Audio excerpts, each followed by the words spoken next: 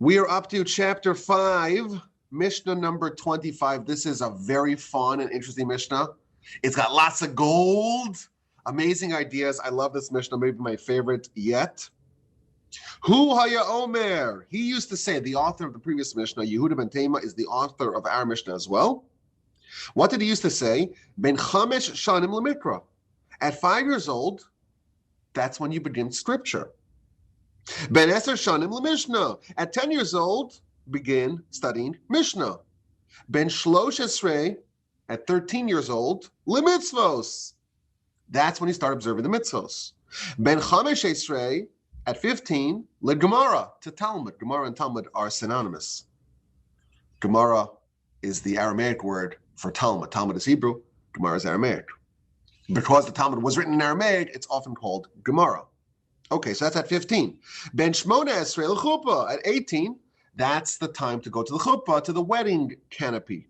Ben Esrim Lirdof. At the age of 20, it's time to run, to pursue. Ben Shloshim at 30, lekoach, to full strength. Ben Arbaim at 40, libina, to bina, which is a word of understanding. There's various different kinds of intellect, chachma, bina, das, etc. Bina is understanding, and that is when you arrive at 40, you have understanding. Okay.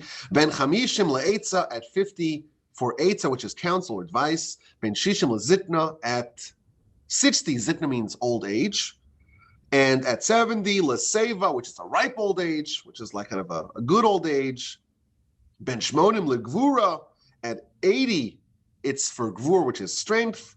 And ben tishim at 90, lesuach. Suach means, they translate it here as to stoop over, but it might mean other things, as we shall yet see. Ben meya, at 100 kilumes, it's like you're dead. Ve'avar ubatel min olam, and you have passed on, and you have left the world. So this is an interesting Mishnah. It's kind of going through the lifetime, the lifespan of someone who lives to 100. A life well lived will follow this pattern.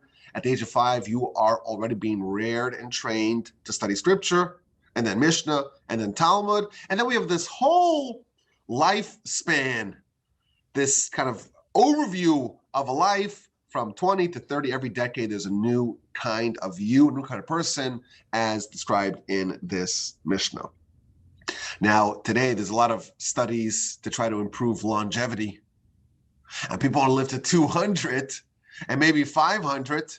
And there's the Methuselah project. Why can't we live to 1,000? Isn't it interesting? Today, it's very common for people to live over 100 and maybe even over 110. In this passage parsha, we read about Jacob introducing himself to Pharaoh. And he's like, how old are you? Well, I'm 130. Why does the Mishnah stop at 100? Isn't that interesting? So I saw in the Maharal, he says something which I think can serve as a fitting introduction to this whole discussion. He says that the reason why it's giving us 100-year lifespan is because this Mishnah is trying to tell us what a person should do over a lifetime. And 100 is the number which is associated with the temple. The temple, the sanctuary, the temple is 100 cubits tall. And when a person is living a life, you're trying to model yourself after the sanctuary.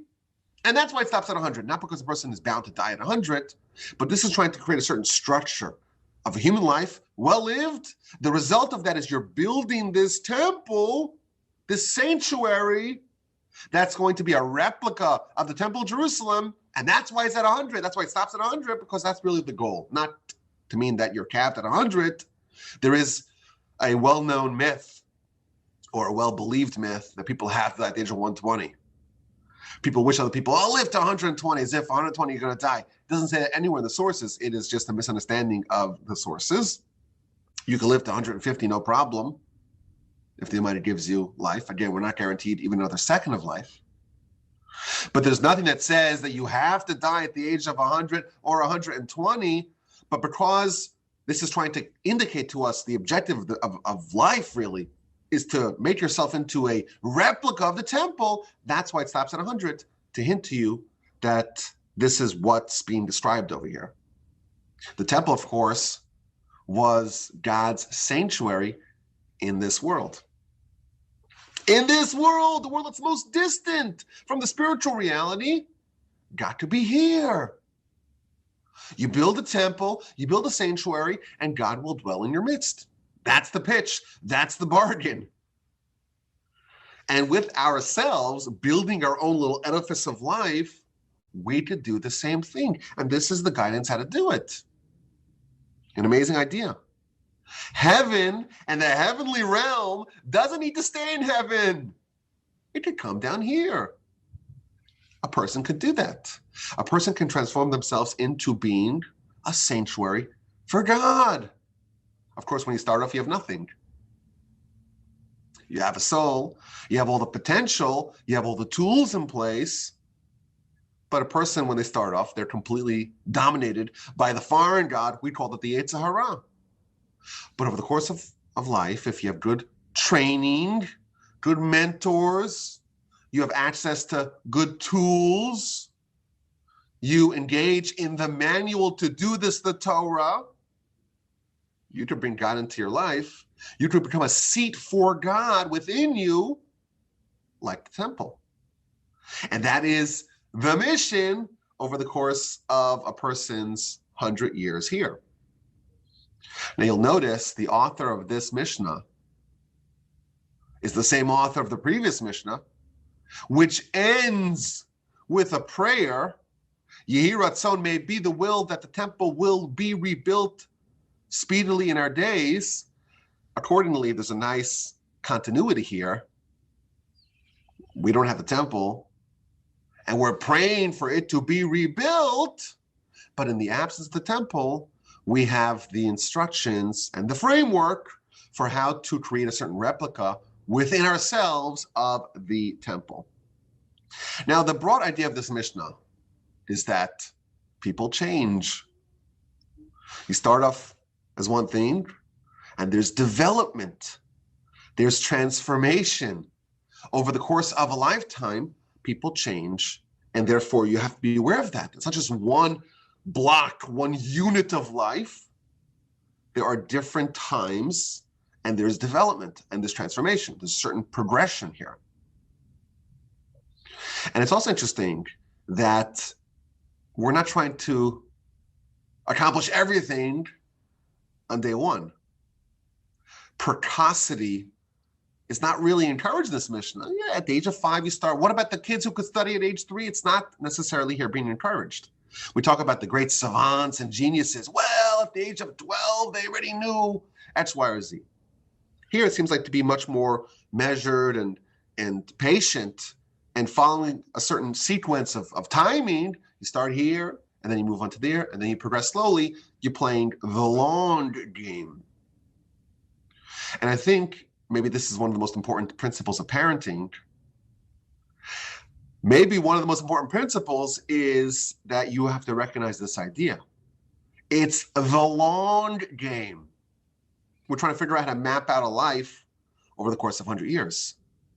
And the goal is, at the end of the 100 years, you have this edifice, this sanctuary built.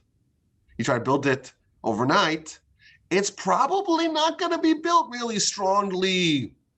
And a wind comes, and your edifice topples over. It's an amazing idea. There's a certain patience we have to adopt. This is the long game. We're not trying to achieve something overnight. Perhaps this is the central aspect of pedagogy. My grandfather used to always say that parenting is half planting and half building. There's 2 ways you could kind of effectuate something. You could build a building, and a building, whatever you put in the building, whatever bricks you lay, that's what you have. If you don't lay a brick, there's no way that the brick itself will beget another brick. It doesn't work like that. Everything is manual.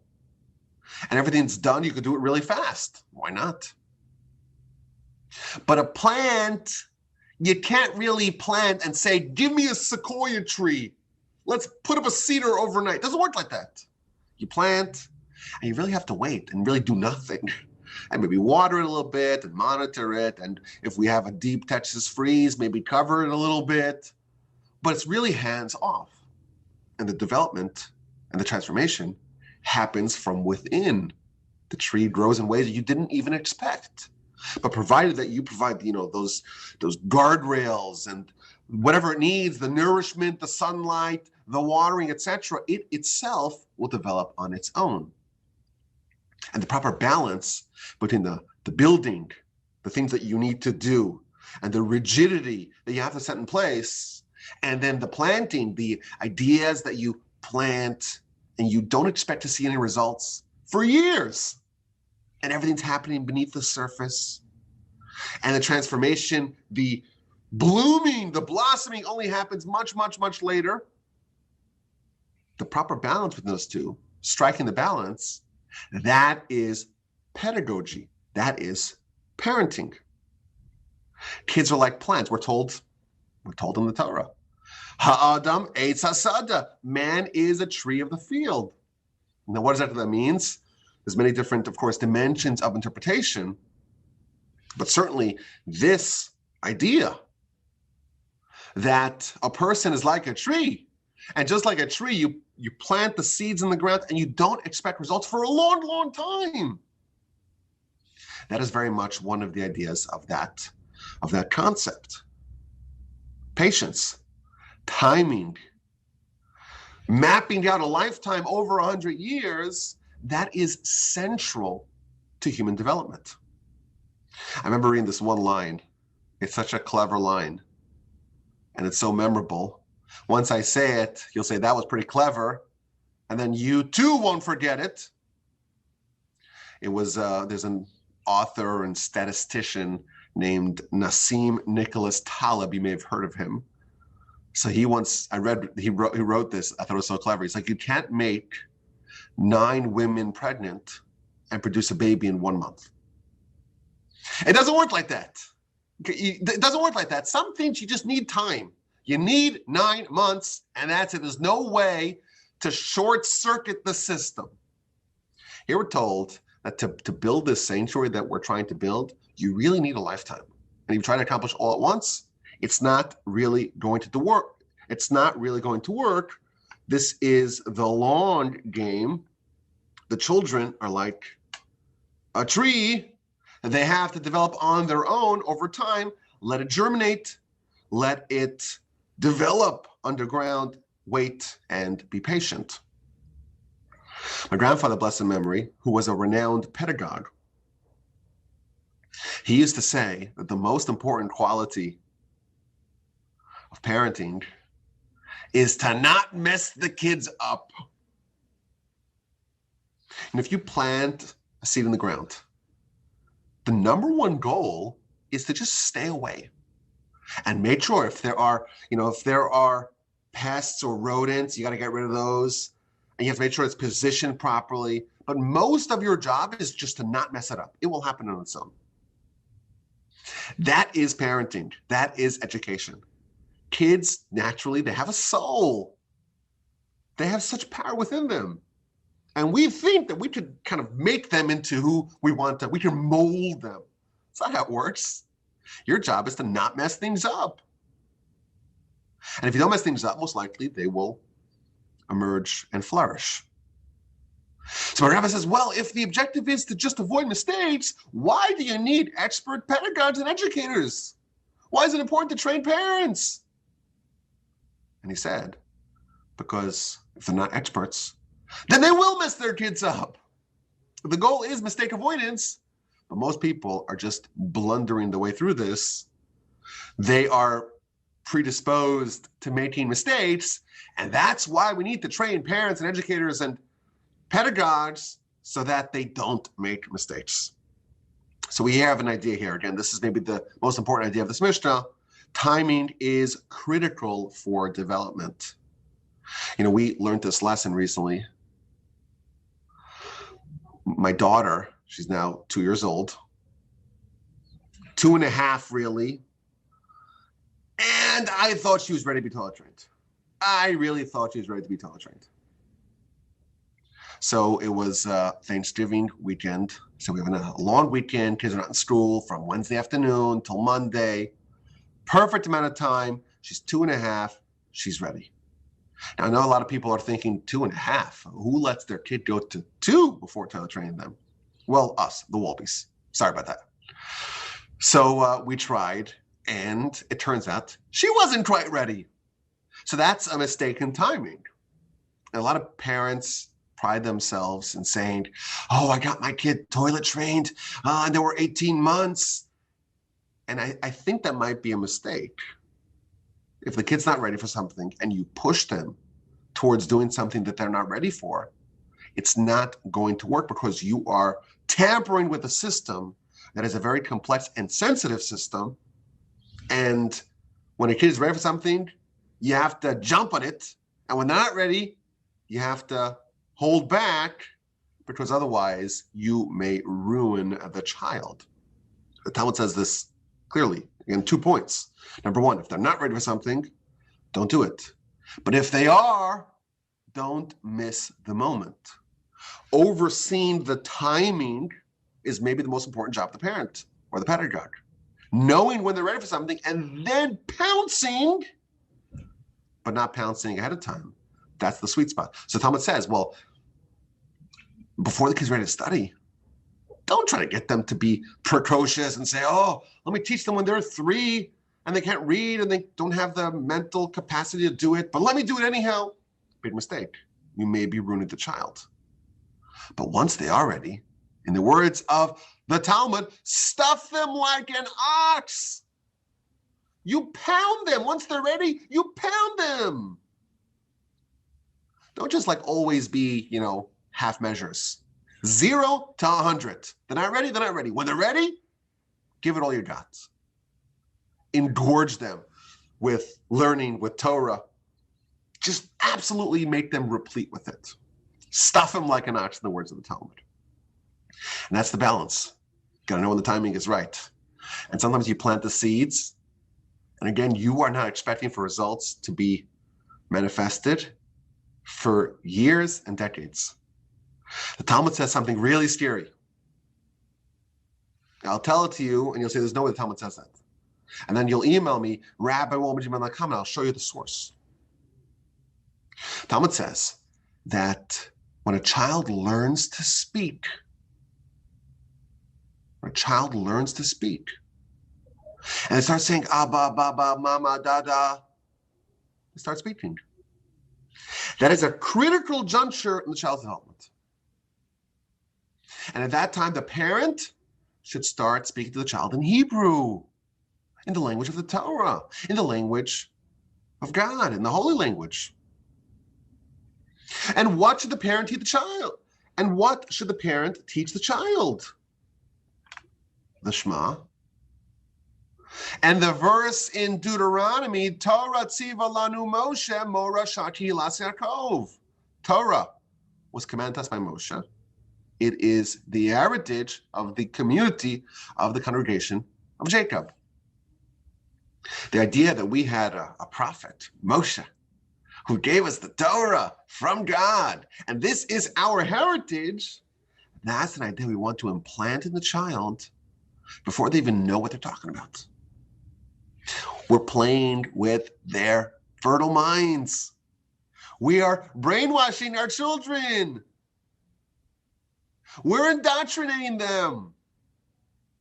And I'm using those words deliberately. I know they're very provocative. But everything we do to our children is brainwashing. Everything that I'm doing to you right now is brainwashing. Hello, I'm brainwashing you. I apologize. I'm cleaning it, scrubbing it, making sure it's nice and clean. Brainwashing it, making sure it's just supple and ready to absorb good ideas, cleaning all the bad ideas out there. That's a good thing. With a child, it's very critical that the right ideas get in and the wrong ideas stay out. Because again, the minds, especially of young children, are very, very impressionable. Very impressionable. And the ideas that are planted at the right spot, when there's a change, when there's a shift, those ideas are going to stick for life. And again, you might not see any results for a long time, but you're implanting those ideas. You're laying the groundwork of what this brain and what this child and what this soul, what this heart is going to live a life. What kind of life they're going to live. Now, the part of the Talmud that I said you won't believe me, Talmud says if you don't do this, it's like you're burying the child. And again, it's a very aggressive, very provocative statement, like burying the child. But the Talmud understands, the architects of the Talmud were the biggest experts of pedagogy and understanding human development. And they're teaching us a very powerful idea, and they're trying to get the message across. At this juncture in the development, it is such a critical juncture because what you're going to do at this time is you're setting up the software. The base code for this person is being established now, and what you do will determine the life that this child is going to have. Now, there's an amazing insight from the Chassid Yavitz. Again, this is still the introduction of this Mishnah. Humans are much more than sophisticated animals. We're a class unto ourselves, in many, many ways, of course. But the idea that he highlights, I want to share with you. He says that animals are more static.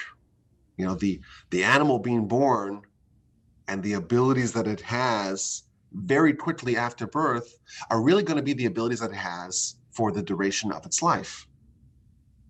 Humans, on the other hand, are born very undeveloped and very vulnerable. And there's this idea of social gestation, that humans really have two periods of gestation. They have in the womb gestation and they have out of the womb gestation. And that's why kids can't really walk or crawl until they've been basically 9 months out of the womb, because that's really the full gestation. That's an idea that's been posited by some of the scientists who study these things. But there's a critical difference here between humans and animals. Animals are static. They start off very advanced relative to humans, but they kind of maintain that level, basically stay the same for their lifetimes. Humans start off with almost nothing, zero skills, but they're dynamic. They change rapidly and they transform, and they are much more capable of learning much more than an animal can. And that's really what this Mishnah is trying to get at. That's the framework of this Mishnah. And then he concludes his introduction with a sharp line. The human has the choice. Of course, sometimes the choice is not necessarily done by the human themselves. It's to be the environment, the society, the parents, the family, the community. But humans can choose to be more static. And by that measure, the human is no better than the animal. Human has this tremendous ability to develop in the ways outlined. But if they don't, then really, how are they better than animals? Animals also don't develop. So that's the introductions I wanted to share with you before we begin this Mishnah. But an incredible idea. We're outlining in the first 5 years, and 5 to 10, and 10 to 15, and 15 to 20, then 20s and 30s and 40s, and all these different eras of decades in a person's life. So first of all, you'll notice that the growth and the change happens over decades. 20s, that's for pursuing, for changing, for chasing. And then the 30s, well, that's strength. And then the 40s, well, that's insight. And then the 50s, well, that's advice or counsel. So first of all, we're told in scripture that the average lifespan is about 70 years. And by the way, today, the average life expectancy globally is also about 70 years. If you think about it, if a decade is a unit of life, it does follow a certain pattern. We have 7 days of the week, and we have 7, so to speak, decades of the life. It is interesting that a decade is viewed by our Mishnah as a distinct unit, and you got really 7 of them.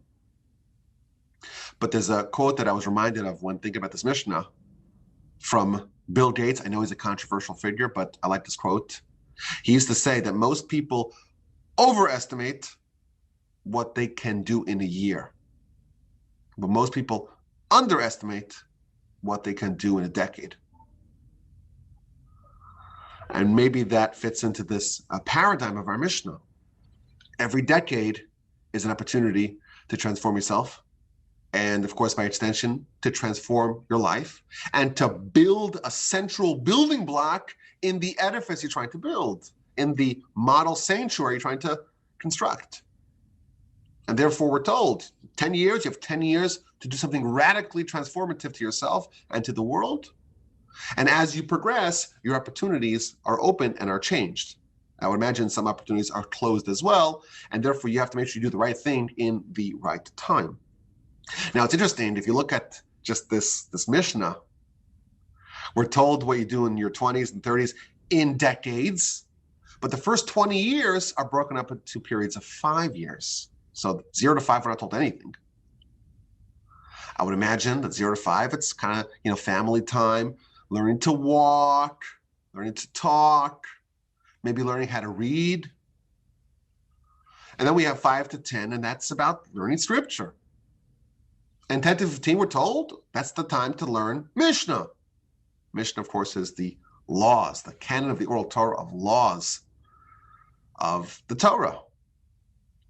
And 15 to 20, well, it's 5 years to master Talmud. Why are the first 20 years broken up into smaller increments than the rest of the lifetime? So I saw an interesting Maharal again.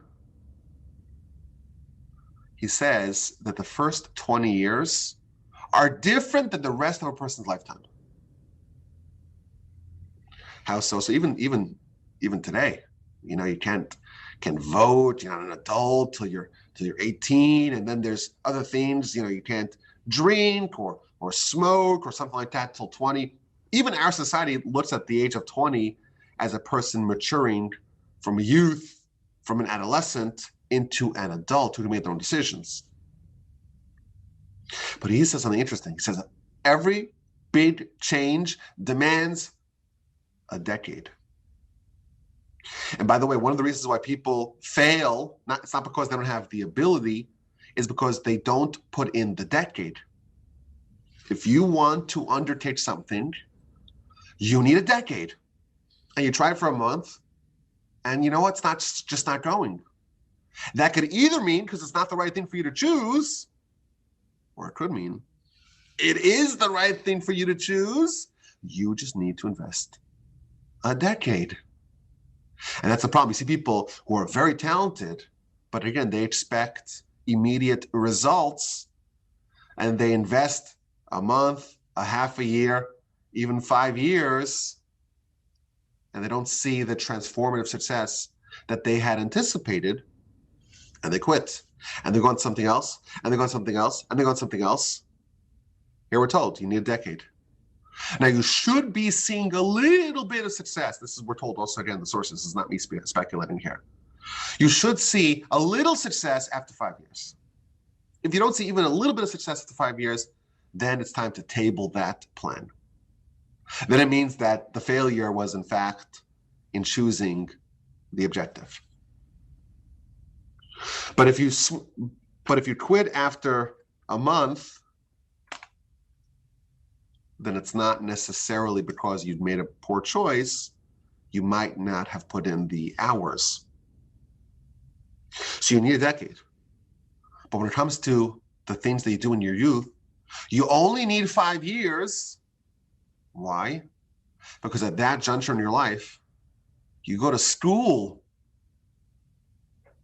And at school, the objective of school is to divide the work between the instructor and the pupil. And therefore, the instructor, they invest the 5 years, and the pupil invests the 5 years, and therefore you have a decade. It's just distributed between the pupil and the instructor. So the principle is still true. You need a decade to master anything. But here, the decade is divided between the instructor and the pupil. Which, by the way, another pet peeve of mine. If you have someone who is lecturing and pontificating and bloviating from a lectern, and even if they develop nice ideas and they present these nice ideas in beautiful flowery terms, if they're doing 100% of the work, the pupils don't benefit. Here we're told that you do need to invest a decade, but because you're young, you only need to put in 50% of the work. The other 50% of the work we put in by the instructor. But that doesn't mean the instructor does 100% of the work. It means the instructor does 50 and the pupil does 50. If the instructor does 100%, the pupil has done 0 and the pupil won't retain anything. The proper way to instruct students, children, young people, is by giving them half the work and you being the instructor, doing the other half. And once they're 20, they're on their own, really. They're supposed to do all the work. They should have the necessary tools in place to do 100% of the work. But this is what education is. You do half the work as the instructor, and you demand half the work to be done by the students. You're training them to ride a bike. You're holding, you're guiding, you're correcting, but they have to work as well. And once they learn to ride, you let them flourish. Half by you, half by them. And the goal is that they should learn the skills needed, and they should have a little bit of the appreciation of the process. They should enjoy it. If you go through 20 years of education and you don't love learning, then your education will end and you will never do the decade of hard work on your own. So the goal of these 20 years is 50% is done by the instructor, the guidance, the guardrails, the correcting mistakes, and the other 50% is done by the person themselves, the pupil, and then they're going to learn how it's done, and they're going to develop a taste for this. One of my biggest problems with the world is that we don't do education in this format. We have had nearly universal education, certainly in the developed countries, for about 100 years now. And we have an enormous population base relative to 500 years ago. So there's so many more people and so much more organized instruction. Where are all the titans? Where are all the giants? Where are they? You would imagine that we should have, 500 Edisons and Einsteins, because again, we have such a larger population base and so many more people to choose from and so much more education. The answer is that we're not doing it properly. The standardized education is not done properly. In general, standardized education kills the polymaths, but we're doing too much of the instruction. It's supposed to be 50-50. It's supposed to be kind of helping the pupil develop on their own. We're giving them crutches. And if a child learns to walk with crutches, they'll never walk properly, and they'll certainly never be able to run. They won't develop a love of learning, because the truly transformational accomplishments happen in decade 20 and 30 and 40 and 50. That's when it actually happens. But if you don't have the first 20 years done properly, 50-50, the kids won't grow up to be the Edisons and the Da Vinci's, etc. Of course, I do believe that in the yeshiva system, they do this a lot better. A lot better. Not perfect, but a lot better. So you are seeing a great flowering of scholarship in the Torah world, but as a critique of the universal education we have today, I think it is a really damning criticism that I think we're not doing it properly, and that is it's a real shame.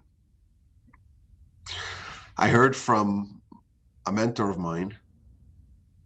He said that the objective of grade school, what's the objective of grade school?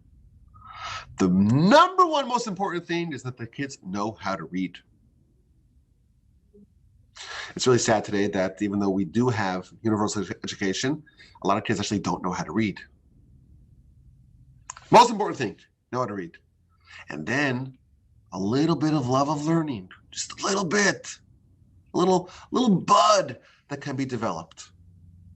And a little bit of understanding, this is in the context of the religious concept, the religious context, a little bit of an understanding of what we believe, a little framework of our faith. But again, the goal is to get them to experience a little bit of the hard work on their own and to not be turned off. I've finished my rant against standardized education. Let's actually get into this Mishnah. At age 5, it's time to start studying scripture. Why age 5? So the commentaries tell us something fascinating. Man is like a field. Man is like a tree. Man is like a sapling.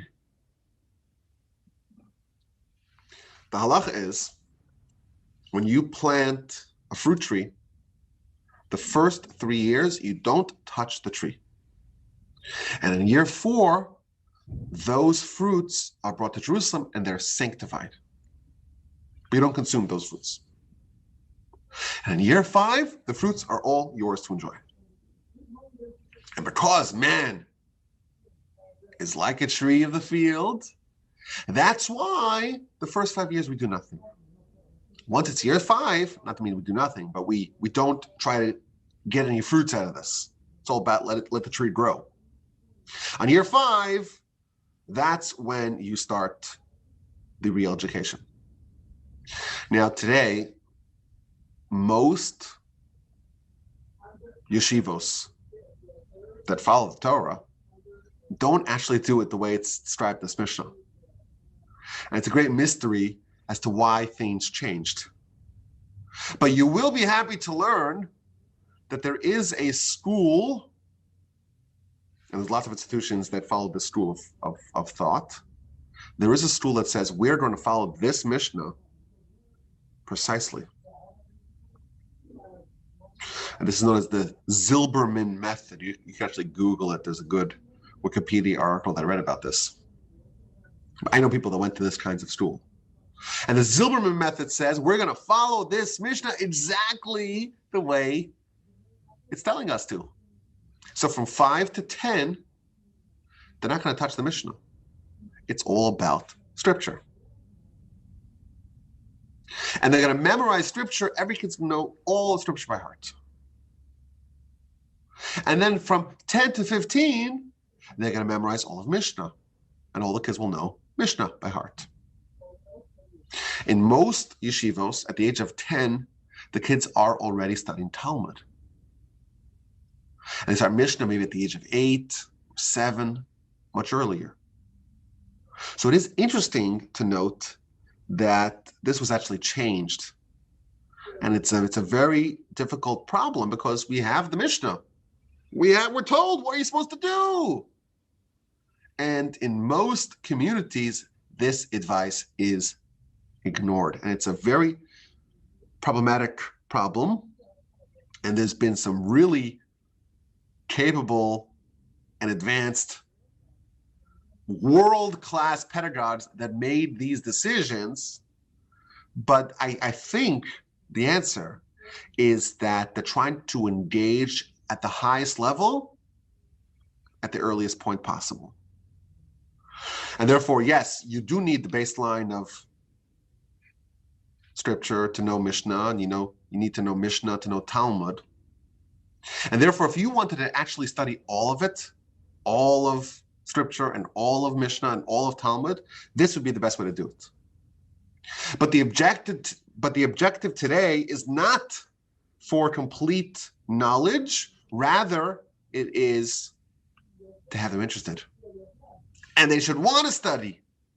And the way to do that is to blow their mind. And the quickest way you could get to the point where someone's like, oh my goodness, Torah is incredible. My mind is just in pieces. Totally blew me away. The faster you can get to that point, whatever route takes you there fastest, that's the one you should take. And therefore, they try to say, let's get a little baseline of Scripture so we can get to Mishnah, and a little baseline of Mishnah so we get to Talmud, because that is really what engages a person on the deepest level. And when you have that realization, your life has changed forever. Once you have that, a little dose of that, your life has changed forever. You will forever have an affinity towards Torah. I think, this is me speculating, I think that is the reason why this was changed. Indeed, it's true. If the goal was knowledge of everything, this is what you would do. This makes more sense. This is what's described in the Mishnah. If you have a different problem, the problem is that people say, well, today they have their TikTok and they have their Snapchat and their Instagram. It's very, very hard for someone like that to be interested in reading Aramaic texts. It's just very hard. And therefore, you have a different set of challenges that you have today. And therefore, the objective is to get you, as soon as possible, to have that experience of the true pleasure of Torah, because that will change your life forever. That's my suspicion. But again, it violates, or at least it opposes, the outline of this Mishnah. Now, at age 10, you study Mishnah. Mishnah, again, is the laws. It's much easier than Talmud. You've spent 5 years mastering Scripture. Now it's time to move to Mishnah. You spent 5 years mastering Mishnah. It's time to move to Talmud. But in the interim, you have, at the age of 13, that is when a person becomes obligated in mitzvahs. Now, according to Jewish law, actually, this is for boys. For girls, it's at the age of 12. They mature faster, and therefore they are incorporated into the obligation to adhere to mitzvahs at a younger age. Now, why at the age of 13 for boys? Why is that the juncture where they become obligated in mitzvahs? Now, of course, everyone agrees it is a very good idea to not just start at the age of 13. You got to start much younger, so that way they get trained. But the point in time where they become bar mitzvah, bat mitzvah, 12 and 13, a girl is 12, a boy is 13, that is when they're obligated themselves.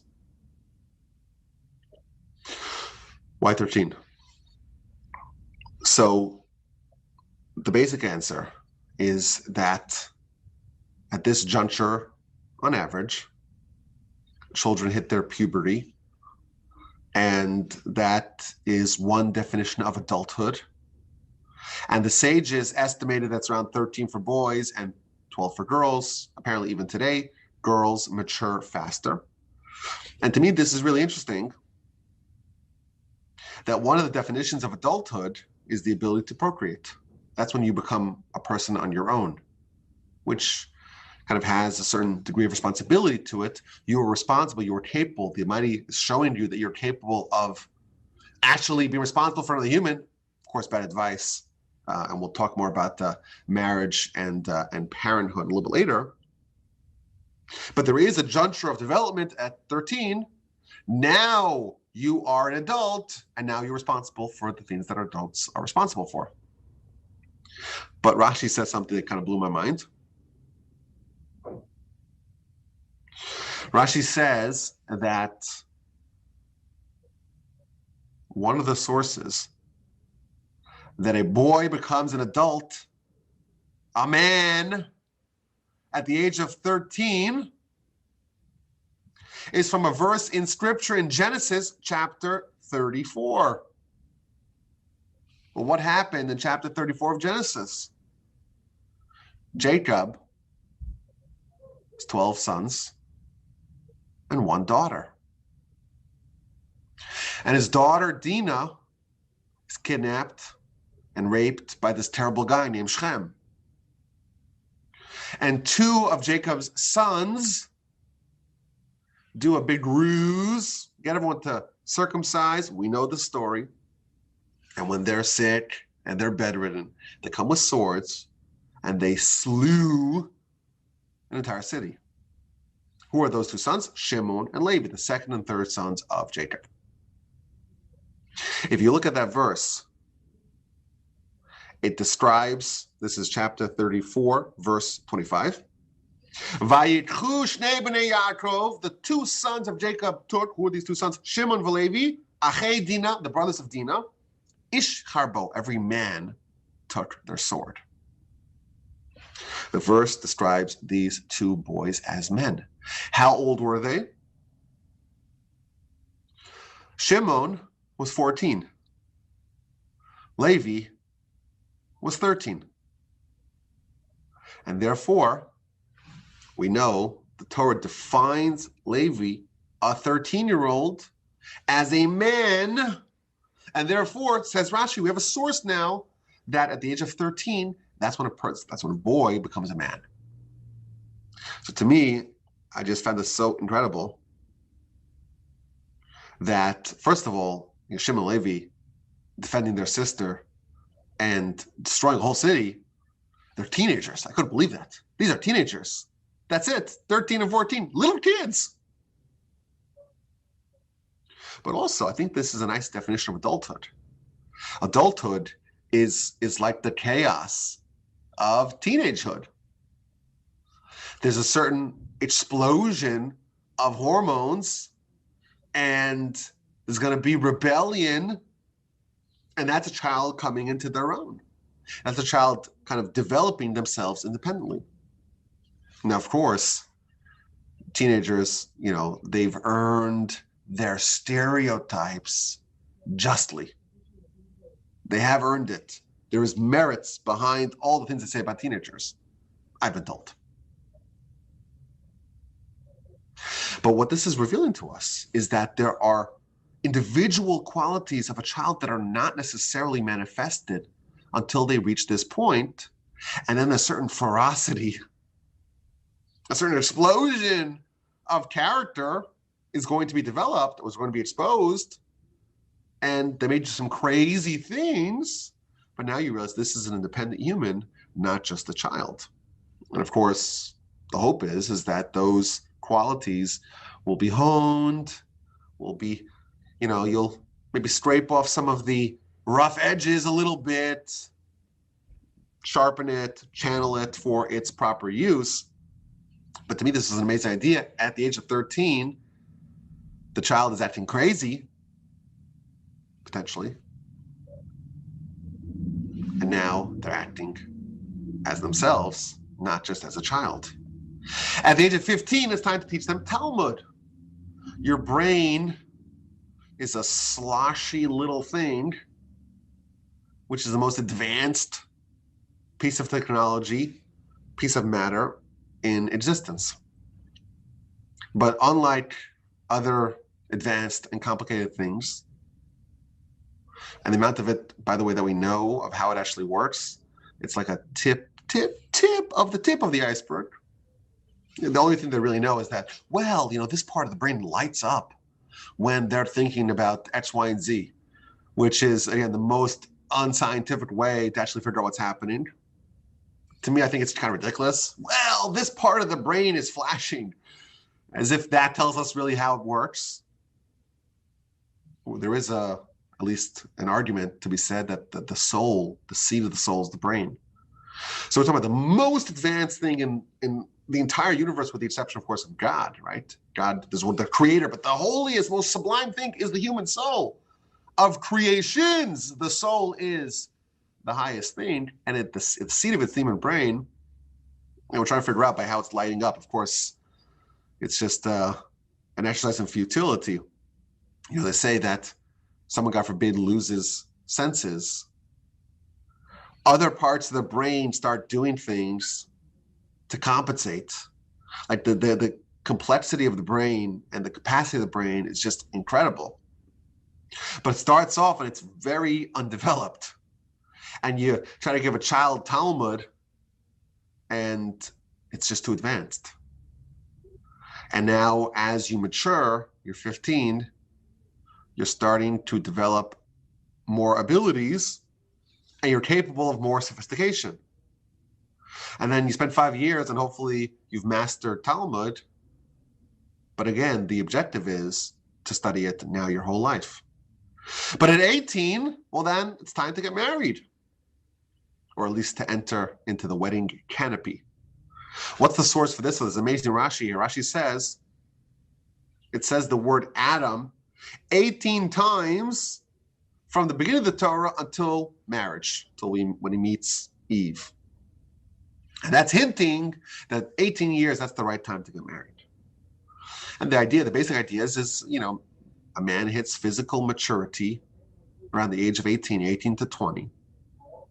And once you hit maturity, it's time to seek completion.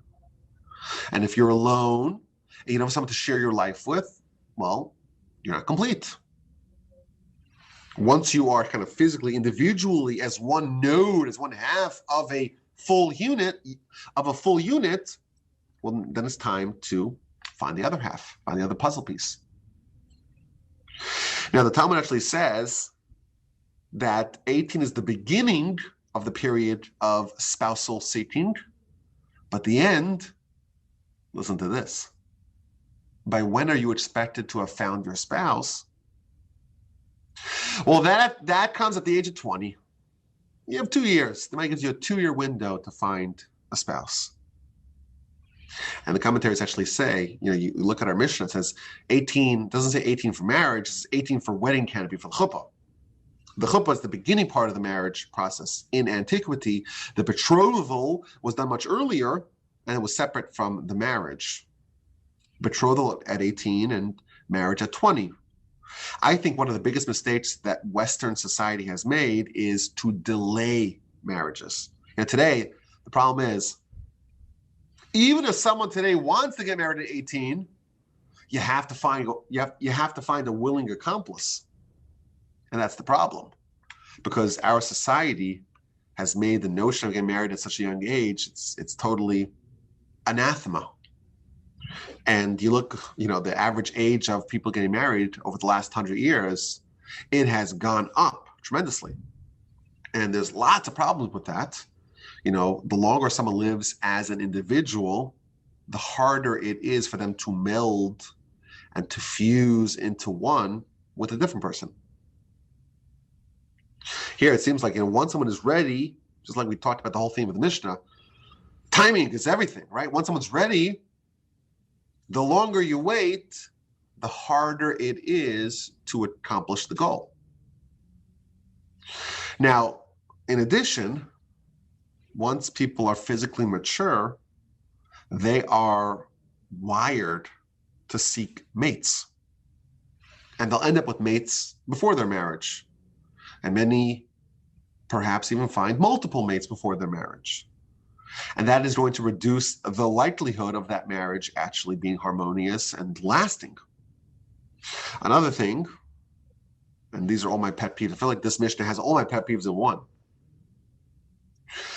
Someone gets married when they're 30, 35, even later, they have a much shorter, much smaller window of fertility. And then you have, a shrinking population, and that's a terrible thing for many different reasons. So it's very hard to blame someone today for not getting married young, because what could you do if you're in a society that doesn't encourage that? It's really hard. And one of the big benefits of the Torah community is that these, young marriages are very much encouraged. And I think it provides a happier life. At age 20, it's time to chase. The groundwork of a lifetime is in place, for better or for worse. And now it's time to chase. What are you chasing? So the commentaries here say you're chasing something. What exactly it is, well, that's going to determine what kind of life you're going to live. There's the rat race, where you're chasing things that are really not going to help build your edifice, build your sanctuary. It could be, a mad dash for eternity. You could be saying, well, I want to really build. I want to build myself, build my community, build my family, transform the world, build the sanctuary. That could be what you're running for, or it could be something else. Depending on what kind of groundwork is laid, that's going to determine what kind of pursuit is undertaken. At the age of 30, you're at prime strength. The commentaries here note that the Levites would begin to carry on their shoulders the vessels of the tabernacle at age 30. Age 30 is when you have your full strength. I think even baseball sluggers peak at the age of 30. My grandfather used to always say that age 30, at that juncture, that's the age when someone needs to have direction in life. You can experiment a lot, try things out beforehand.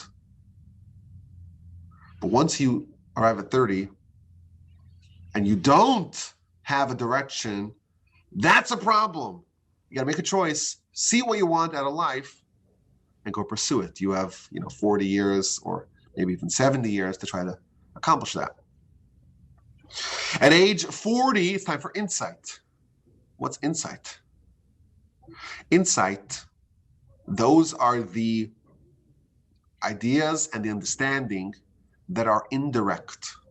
The way it's described in the literature, lehavin davar mitoch davar, to understand something from something else.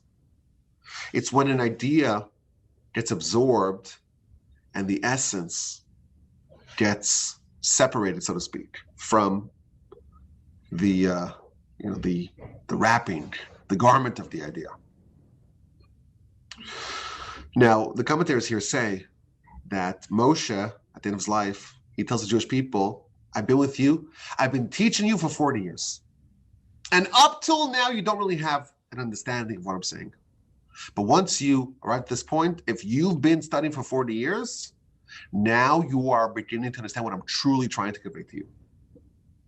Says the Talmud, a student doesn't fully understand their teacher until they've studied and had the ideas that they've been studying percolating within them, within their head, within their heart, for 40 years. Only then will they begin to understand the insight of those lessons. You chew over something for 40 years, you're opening up portals of insight. In 1976 and 1977, my grandfather, bless his memory, unveiled a series of lectures which codified the principles, the foundations of his teacher's Torah. And his rationale for this was that 40 years ago, my teacher passed. And I have not stopped turning over and studying and chewing over all of his Torah. I've spent 40 years on it. And now I'm going to present to you my insight, my findings. Kind of an amazing idea. 40 years after his teacher passed, he never stopped. Turning it all over, studying it from every angle, ruminating on those ideas. And then he presented his findings and actually wrote a book on it, the principles that his teacher actually was trying to convey. At 50, it's time to give advice. Now you can become a mentor. It's not quite retirement age, but it is transitioning to a new phase of providing counsel and advice. At 60, well, that's old age. Old age has a very negative connotation. But the commentaries, they offer a completely different view. A zaken, which is an old person, is another way of saying a wise person, a person who has acquired wisdom. That's the definition of an old person, of a zaken. Zeh shekana chachma. And the idea being, this is from the Maharal, as a person's physical capacities begin to decline, commensurate to the decline of their physical capacities is their increase of their mental and intellectual capacities. Wisdom is like fine wine. It improves with age, provided that the person is someone who has been using their brain. And this is the problem. If someone has not been using the brain, at age of 60, they begin to decline in every way because their brain has not been honed and sharpened and developed, and therefore they just go crazy because physically they lose it and mentally they lose it as well. There's an amazing Talmud, the book of Shabbos, page 152, about aging. It talks about, for example, someone who's very promiscuous, they age prematurely. And then it says, a Torah scholar, as they age, they get more wisdom. Whereas an ignoramus, as they age, they get more foolish. So aging is not this one process. It depends on what the organ, the brain, the nuclear weapon, for peaceful purposes, in your brain, balancing on your shoulders. What that has been doing over the course of the first 60 years is going to determine what kind of old age are you going to get. Is it going to be the fine wine, the aging of the fine wine, where it gets more wisdom, or is it going to get more foolish? My grandfather, blessed memory, used to talk about the ridges that get formed with concerted thought. If you open up the brain, not that I've ever seen this, but I've been told, if you open up the brain of a thinking person, you do an autopsy of a brain of a thinking person, and you compare that to the brain of a non-thinking person, they look like completely different organs because the brain actually changes with use. So you have these muscles, if they have been used properly, and of course there's no better vehicle for that than the Torah, they're going to improve. At the age of 60, you're entering your prime. Whereas if you don't use it properly, they wither and get corrupted. I had a thought over the weekend. You have such a powerful organ. You got this nuclear weapon for peaceful purposes, or not, balancing on your shoulders, and most people are completely unaware of it, and they never actually get to experience what it's all about.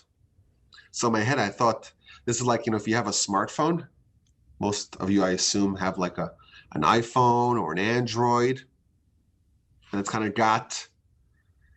Wikipedia on it, Google search, you can listen to Torah podcasts, you have like a lot, not all, but a lot of the world's wisdom is available at the click of a screen, and you can watch videos on it. And then you have a fool who says, you know what I have over here? Look at this.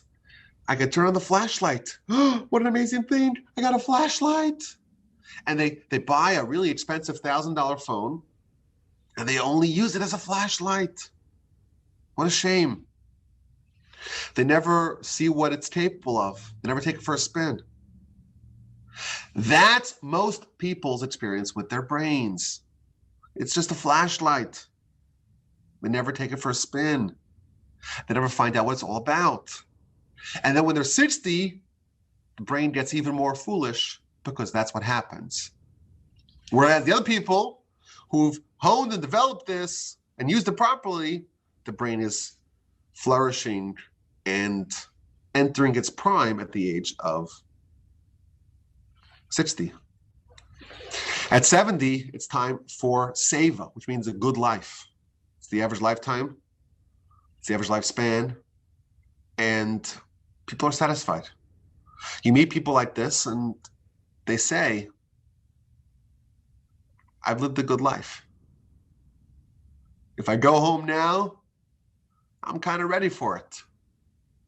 You speak to young kids, they're not quite there. They're still running, pursuing. Older, as people get older, it's almost like a natural biological thing. They get ready to transition. At 80, that's when you have gevura, might. Why is there might at the age of 80? The truth is, it's a verse in scripture. Yemei shno seinu behem shivim shana, person lives for 70 years. Ve'im bedvuros, if it's mighty, if you've exceeded, you have more strength than most, you live 80. And at 90, it is lasuach. So I mentioned earlier, lasuach is defined by the art school as stooped over. The word lasuach also means to converse. The verse tells us in scripture in Genesis chapter 24, Vayetze Yitzchak lasuach basada. Isaac went out to go converse in the field. Says Rashi, conversing is another word for praying. We are like the Eskimos. The Eskimos have 7 words for snow. Have you heard that? For us, it's just snow. In Texas, it's like, hey, look, here's a picture on Google. This is what snow is. But the real Canadians, the real people live in the northern part of the country, they know of something called snow. But the Eskimos, they have all kinds of different names of snow because not every snow is different. There's the slushy snow, and then there's this snow and that snow. You want to build an igloo, you got to have this snow and that snow. You've heard this idea. Eskimos have 7 names for snow. Jews are like Eskimos when it comes to prayer. But we don't have 7 names of prayer. We have 10. There are 10 different names for prayer. There are 10 different names for prayer. And one of them is lasuach, to converse. When someone becomes so familiar and so close to God, they're chatting. You're chatting with God. If someone has worked 90 years and they're almost finished kind of wrapping up their sanctuary, their relationship with God is so close and homey, it's like a conversation. Now, Isaac in this story was 40 years old. This is when he meets Rebecca. He's 40 years old. Isaac is precocious. He is already someone at the age of 40 who is conversing with God in a chummy fashion. They're close, they're friendly, they have a relationship. It's like a bilateral relationship. You want to chat with someone, you don't chat with someone that you never met with, right? Someone you're not friendly with, you don't know them, you don't chat with them. But an old friend or a longtime colleague or coworker, someone that you know, your neighbor, you chat with. At the level of 90, a life well lived will result in someone having a very close and intimate relationship with God. And at the age of 100, so the Mishnah describes it, that's it, you're over, you're done. You're basically half dead. I think what this means is that at this time, you're dead, meaning you've accomplished what you need to accomplish. We think of death as being the end of life. The truth is, from our perspective, death is the beginning of life. This life here is just about building your life. But actually living your life is once your soul is removed from your body and you no longer have those inhibitions, those bodily distractions holding you back. Life is about to begin. You're dead, you're closing off the world, the universe of preparation, and you're about to begin the life of consumption. The world and its thrills don't titillate you anymore. You're on a spiritual journey. You are not seduced by the trivialities of life. You are ready to begin your true life. So this Mishnah is just incredible. You see why I like this? You see why I love this Mishnah? You see why it's so much gold here? Tremendous, tremendous Mishnah here. We are here for a purpose. We're trying to do something. We have 100 years, hopefully. We never know when our day is. We're not guaranteed even a second of life. Every breath is a miracle and a gift from God that demands that we thank him for it. But our objective, to the best of our ability, is to try to build something transformational, something which is almost a model of the temple. We have 100 years to do it. And the first 20 years, we're learning the tools and the skills, and we have mentors. And you don't want to push it. You have to understand the principle of timing. When the child's ready, you give it to them beforehand. You don't. And over the course of life, hopefully, we will actually build this incredible edifice. A life well lived is described in this Mishnah.